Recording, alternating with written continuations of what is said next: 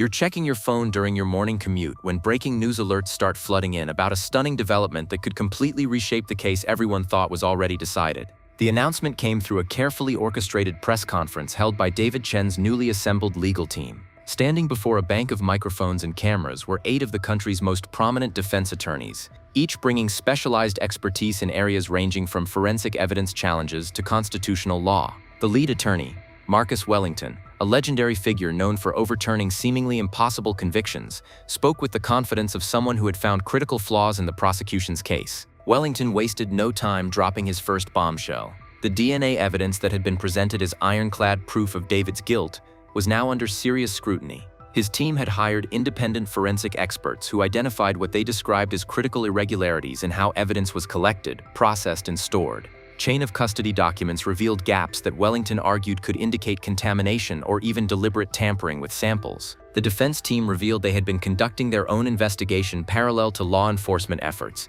using private investigators and forensic specialists to reconstruct the timeline of events surrounding each victim's disappearance and death. What they claimed to have discovered was a pattern of investigative shortcuts, procedural violations, and potentially exculpatory evidence that had been overlooked or suppressed by investigators eager to close a high-profile case. Wellington presented documentation showing that several key pieces of evidence had been processed by a forensics lab that was currently under federal investigation for mishandling cases and producing unreliable results. The lab had been the subject of an internal audit that revealed systemic problems with evidence storage, testing protocols, and quality control measures. This revelation cast doubt on the reliability of forensic results that had formed the foundation of the prosecution's case. The legal team announced they would be filing extensive motions challenging the admissibility of virtually all physical evidence presented during the investigation. They argued that constitutional violations during evidence collection, unreliable forensic testing, and potential Brady violations where exculpatory evidence wasn't disclosed to the defense meant that David's conviction should be overturned and the case potentially dismissed entirely. Most dramatically, Wellington suggested that David might not have acted alone in the crimes he was accused of committing, or might not have committed them at all. The defense team claimed to have evidence pointing to alternative suspects who had been dismissed by investigators focused exclusively on building a case against David. They promised to present this evidence in upcoming legal filings that would fundamentally challenge the narrative that had been accepted as fact. The media response was immediate and explosive. News outlets that had covered David's guilt as a certainty now found themselves reporting on serious questions about the integrity of the evidence and investigation. Legal analysts who had predicted certain conviction were suddenly discussing the possibility of appeals, retrials, or even case dismissal. Now people are wondering, when a seemingly airtight case suddenly starts unraveling, how much of what we believed was actually true. The defense team's strategy became clearer as they released detailed findings from their independent investigation. Rather than simply challenging evidence, they were constructing an alternative narrative that suggested law enforcement had focused on David to the exclusion of other viable suspects and had potentially manipulated evidence to support their predetermined conclusion about his guilt. Private investigators hired by the defense team uncovered witness statements that had never been included in discovery materials provided to David's original defense attorneys. These statements described seeing individuals matching descriptions different from David near locations where victims were last seen. Some witnesses reported vehicles that didn't match David's car at relevant times and places. The defense argued these statements represented exculpatory evidence that should have been disclosed but was deliberately withheld. Forensic experts working for the defense identified what they described as serious problems with the DNA analysis that had been central to the prosecution's case. They pointed to evidence of potential contamination at multiple stages of the collection and testing process. Swabs taken from crime scenes had been stored improperly, potentially allowing genetic material to degrade or become contaminated with DNA from other sources, including investigators themselves. The defense team highlighted that the forensics lab processing the evidence had been operating under significant budget constraints and time pressure to produce results quickly in the high-profile case. Documents obtained through discovery showed lab technicians had been working overtime and handling multiple cases simultaneously, creating conditions where mistakes or contamination became more likely. Quality control procedures that should have been followed had been abbreviated or skipped entirely. Wellington revealed that his team had identified at least 3 other individuals who had been in contact with all 3 victims in the weeks before their deaths. These individuals had not been thoroughly investigated despite having concerning backgrounds including prior arrests for violence against women. The defense argued that tunnel vision had caused investigators to ignore obvious alternative suspects once they decided David was their target. Cell phone records analyzed by the defense team's technical experts showed patterns that contradicted the prosecution's timeline of events. David's phone had been in locations different from where the prosecution claimed he was during critical time periods. Tower data and GPS information suggested someone else might have been using his phone, or that the prosecution had misinterpreted the data to fit their narrative about his movements. The revelation that David had maintained his silence on advice from his new legal team rather than as a sign of guilt reframed his behavior during arrest and initial proceedings. Wellington explained that David had been advised not to speak because the legal team recognized early that the case against him was built on flawed evidence and that any statements could be twisted to support the prosecution's narrative regardless of their actual content. Social media erupted with debate about the new revelations. True crime communities that had been certain of David's guilt found themselves questioning whether they had been too quick to accept the prosecution's version of events. Some people remained convinced of his guilt despite the challenges to evidence, while others began advocating for his immediate release. How do you process information when everything you thought you knew about a case might have been built on flawed evidence? As the legal team's findings continued to emerge, attention turned to the investigators and prosecutors who had built the original case. Questions arose about whether errors in evidence handling were innocent mistakes made under pressure, or represented something more troubling, a deliberate effort to secure conviction regardless of actual guilt. The lead detective who had coordinated the investigation, Maria Rodriguez, found herself under intense scrutiny. Her case files revealed that she had identified multiple potential suspects early in the investigation, but had stopped pursuing those leads once David became the primary focus. Defense attorneys argued this demonstrated confirmation bias, seeing only evidence that supported their theory while ignoring information pointing elsewhere. Internal police department communications obtained through discovery showed investigators had been under significant pressure from department leadership and elected officials to solve the high-profile murders quickly. Messages between detectives referenced concerns about media coverage, public fear, and political pressure to make an arrest. The defense team argued this pressure had caused investigators to cut corners and ignore procedural requirements in their rush to charge someone with the crimes. The prosecution team led by Maria Santos faced uncomfortable questions about their handling of evidence disclosure requirements. Defense attorneys identified numerous instances where potentially exculpatory information had been provided to the defense only after repeated requests or court orders, and some materials had never been disclosed at all. These Brady violations, if proven, could be grounds for overturning David's conviction entirely. Forensic technicians who had processed evidence faced depositions where defense attorneys challenged their methodology, training, and adherence to proper protocols. Several technicians admitted under questioning that they had been working on multiple high-priority cases simultaneously, and that quality control measures had been compressed due to time pressure. Some acknowledged they had made assumptions about evidence rather than following complete testing protocols. The judge who had presided over David's original trial issued an order for extensive hearings to address the defense team's challenges to the evidence and conviction. The order acknowledged that the volume and seriousness of the allegations raised questions about whether David had received a fair trial, and whether the evidence supporting his conviction was reliable enough to sustain guilty verdicts. Community reaction to the unraveling case was complex and divided. Victim families expressed outrage at suggestions that the investigation had been flawed, insisting that justice had been served, and that David's expensive legal team was simply trying to free a guilty man through technicalities. They organized press conferences defending the investigators and prosecutors who had worked to bring David to trial.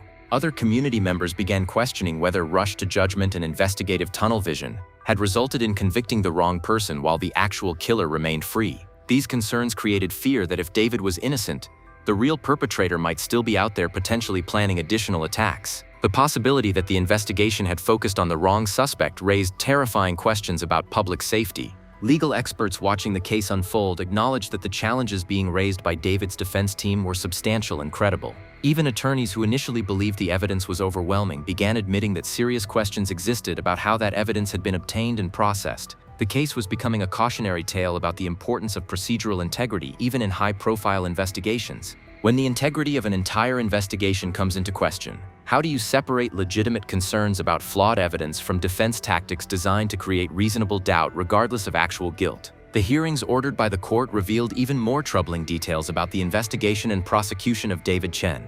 As witnesses testified under oath about evidence collection and case-building procedures, a picture emerged of an investigation that had been compromised from the beginning by pressure, bias, and procedural failures. The forensics lab at the center of controversy faced devastating testimony from its own employees. A lab technician broke down while testifying about being pressured to rush DNA analysis and provide results that matched investigators' theories about the case. She described receiving phone calls from detectives asking when results would be ready, and making clear they expected the tests to confirm David's guilt. The pressure had caused her to take shortcuts in testing procedures that she now acknowledged could have compromised the reliability of results. Chain of custody documentation for critical evidence revealed gaps that defense experts argued made it impossible to verify that samples tested were the same materials originally collected from crime scenes. Evidence had been transferred between multiple locations, handled by numerous individuals, and stored in conditions that didn't meet proper protocols for preserving biological material. Any of these breaks in proper procedure could have resulted in contamination or degradation of samples. The alternative suspects identified by the defense team became a focal point of the hearings.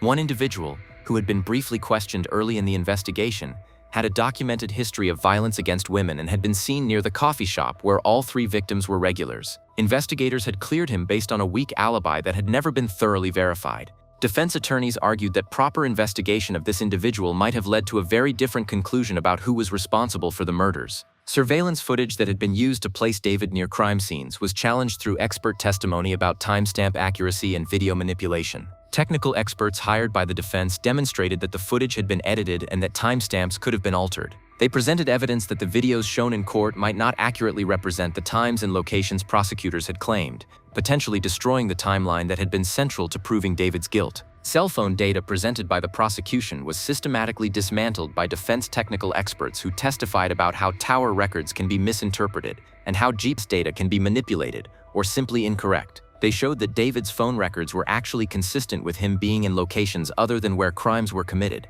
contradicting the prosecution's narrative about his movements on critical dates. Witness testimony that had placed David near victims was challenged through demonstrations of how eyewitness identification is notoriously unreliable, especially when witnesses are shown photos of suspects before being asked to identify someone. Several witnesses admitted under cross-examination that they had seen David's photo extensively in media coverage before being asked to identify him, raising questions about whether they were remembering actual observations or media images they had seen repeatedly. The prosecution fought back against the defense challenges, arguing that while some procedures might not have been perfect, the overall weight of evidence still supported David's conviction. They brought their own expert witnesses to defend the reliability of forensic testing and to argue that minor procedural irregularities didn't necessarily mean evidence was unreliable or that David was innocent. Victim families watched the hearings with growing frustration and anger. They felt their loved ones were being victimized again by a legal system that seemed more concerned with procedural technicalities than with justice for murdered young women. Some families walked out of hearings when defense attorneys suggested their daughter's killer might still be at large, unable to bear the possibility that their quest for closure had led to convicting the wrong person.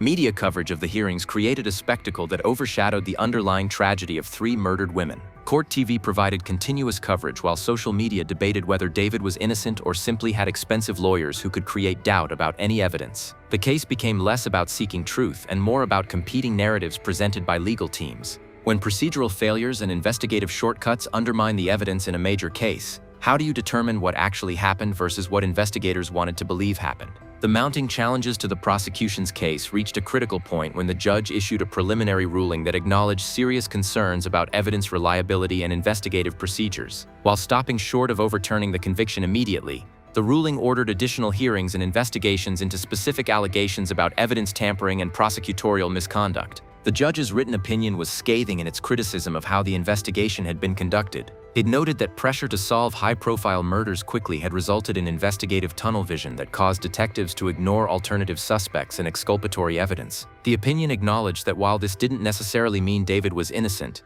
it raised sufficient questions about whether he had received a fair trial based on reliable evidence. Federal authorities announced they would be conducting an independent investigation into the forensics lab that had processed evidence in David's case. The investigation would examine not just the handling of David's evidence, but potentially hundreds of other cases where the lab's questionable procedures might have resulted in unreliable results. The implications extended far beyond David's case to potentially affect numerous convictions across multiple jurisdictions. The prosecutor who had tried David's case, Maria Santos, faced potential disciplinary proceedings related to allegations of Brady violations and failure to disclose exculpatory evidence. While she maintained that all required disclosures had been made, the volume of material that defense attorneys claimed had been withheld or disclosed only after extensive litigation suggested serious problems with how the prosecution had fulfilled its constitutional obligations. Private investigators working for David's defense team revealed they had identified what they believed to be the actual perpetrator of at least one of the murders attributed to David. Their investigation had led them to an individual with an extensive criminal history who had been in the area during the relevant time period and had connections to locations relevant to the crimes. This individual was now under investigation by law enforcement agencies, separate from those who had originally investigated David. The possibility that David might be innocent sent shockwaves through the criminal justice system and raised profound questions about how such a catastrophic failure could have occurred. Legal experts examined the case as a potential example of everything that could go wrong when pressure for results combined with confirmation bias and procedural shortcuts to produce a wrongful conviction in a high-profile case. Victim families faced an impossible emotional situation. If David was innocent, it meant the person who killed their loved ones had never been caught and might never face justice. It also meant they had directed years of anger and grief towards someone who might have had nothing to do with the crimes. The psychological toll of potentially having to restart the search for justice was almost unbearable for families who thought they had already found closure. Community reaction split along predictable lines. Some people remained convinced of David's guilt and viewed the legal challenges as manipulation by expensive attorneys gaming the system to free a guilty man.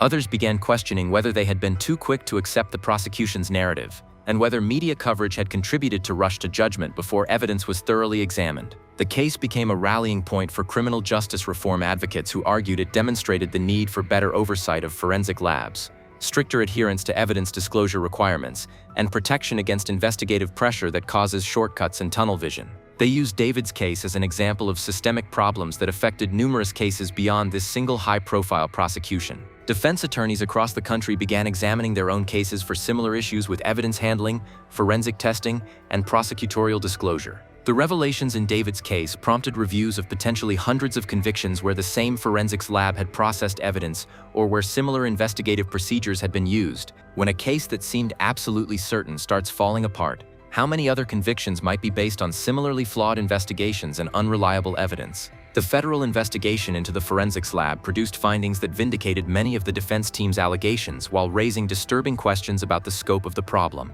The lab had been operating with inadequate oversight, insufficient quality control measures, and under pressure to produce results quickly in high-profile cases regardless of whether proper procedures were being followed. Federal investigators found evidence of systemic problems that went beyond just David's case. DNA samples from multiple cases had been stored improperly. Testing equipment hadn't been properly maintained or calibrated, and technicians had cut corners on protocols when working under time pressure. The findings meant that potentially hundreds of cases involving evidence processed by the lab would need to be reviewed for reliability. Several forensic technicians who had worked on David's case came forward with admissions about the pressure they had faced to produce results supporting law enforcement theories. One technician revealed that a supervisor had explicitly told her that the DNA needed to match David, and that she should keep testing until she got results that confirmed his guilt. This revelation prompted immediate calls for criminal investigation of the lab's leadership. The alternative suspect identified by David's defense team was arrested after independent investigation revealed evidence linking him to at least one of the murders originally attributed to David. This individual's arrest created the stunning possibility that not only might David be innocent, but that the actual killer had been free for years while an innocent person sat in prison. The arrest sent shockwaves through the legal system and media coverage. David's legal team filed motions for immediate release pending resolution of the challenges to his conviction. They argued that the combination of discredited forensic evidence, identification of an alternative suspect, and revelations about investigative failures meant David was likely innocent and should not remain incarcerated while legal proceedings continued. The prosecution vigorously opposed release, arguing that questions about evidence didn't equal proof of innocence. The judge faced an agonizing decision about whether to grant bail or release pending appeal. On one hand, serious questions existed about the reliability of evidence supporting David's conviction. On the other hand, if he was guilty and was released, he could pose a danger to public safety or flee the jurisdiction. The decision required balancing constitutional principles about presumption of innocence against practical concerns about community safety. After extensive hearings and legal arguments, the judge made the extraordinary decision to release David on electronic monitoring pending resolution of his appeals. The ruling acknowledged that while guilt or innocence remained undetermined, the serious flaws in the evidence and investigation meant he couldn't be held in prison based on what might be an unreliable conviction. The decision was immediately appealed by prosecutors. David's release created media frenzy as he emerged from custody after months of incarceration. He was surrounded by his legal team, who shielded him from cameras while transporting him to an undisclosed location where he would serve house arrest with electronic monitoring. His first statement through his attorneys maintained his innocence and expressed hope that the truth would eventually be revealed. Victim families reacted with horror and anger to David's release. They organized protests outside the courthouse demanding that he be returned to custody and that justice for their daughters not be undermined by legal technicalities. Their anguish was genuine and heartbreaking, reflecting the impossible situation they faced if the person they believed had killed their loved ones might not have been responsible after all. The community divided sharply over David's release. Some people organized rallies supporting him and demanding full exoneration, while others expressed fear that a potentially dangerous individual was back in their midst. Security concerns prompted increased police presence in neighborhoods near where David was staying, though his exact location was kept confidential. The original investigation team faced intense scrutiny and calls for accountability. Detective Rodriguez was placed on administrative leave pending internal affairs investigation into her handling of the case. Several other investigators faced similar scrutiny, as the department attempted to determine whether failures were the result of innocent mistakes under pressure or represented something more troubling. When someone convicted of heinous crimes is released because the evidence against them falls apart, how do we balance the possibility they were wrongfully convicted against concerns about public safety if they're actually guilty? Months after David's release on electronic monitoring, the legal proceedings reached their stunning conclusion. After extensive review of all evidence and investigation into the alternative suspect, prosecutors made the extraordinary decision to drop all charges against David Chen. The announcement came through a terse press release that acknowledged the evidence was insufficient to proceed with prosecution given the serious questions about its reliability. The alternative suspect who had been arrested was now facing charges for 2 of the 3 murders originally attributed to David. Evidence linking this individual to the crimes was substantial and had been obtained through proper procedures with appropriate oversight. His arrest and prosecution represented the actual justice that victim families had been seeking, though it came years late and after an innocent person had been wrongly convicted. David held his first extensive press conference since the charges were dropped. Speaking publicly for the first time about his ordeal, he described the nightmare of being accused of crimes he didn't commit, the impossibility of proving innocence when evidence was manufactured or misinterpreted, and the months of incarceration for murders he had nothing to do with. His statement was emotional but measured, focusing on systemic failures rather than personal vendettas. The legal team that had freed David announced they would be filing extensive civil rights lawsuits against the law enforcement agencies, prosecutors, and forensics lab involved in his wrongful conviction.